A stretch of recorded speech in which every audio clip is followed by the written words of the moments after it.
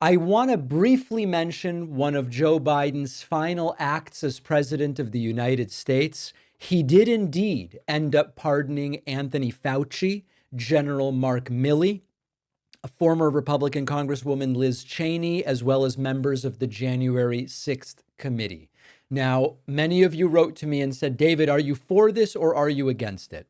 I am against, in general, the idea of the presidential pardon. I don't love it. I don't love the idea that this is a power that presidents have.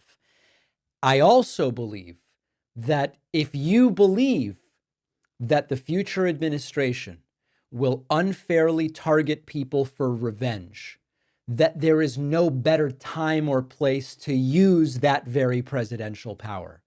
Joe Biden believed up until his last minutes in office that the incoming Trump administration, now the Trump administration, would go after Anthony Fauci, maybe try to jail the guy, Liz Cheney, Mark Milley, members of the January 6th committee, others. If you believe that, as Joe Biden did, even if I disagree with the pardon of the presidency being a power that they have, I have to acknowledge that this is completely the right use of it. So it was not a huge shock to me.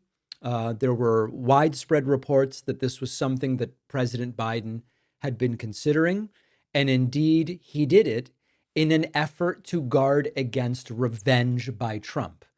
And if you, like me, don't like the presidential pardon power, we also have to acknowledge that, at least I don't like, a new administration overtly saying we are going to use the power of the Justice Department to go after the people that I didn't like from the last administration. And in such a intractable circumstance, I understand why Biden did it.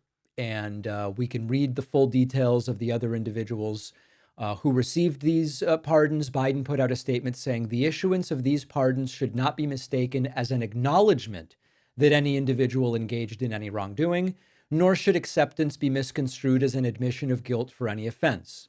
Our nation owes these public servants a debt of gratitude for their tireless commitment to our country.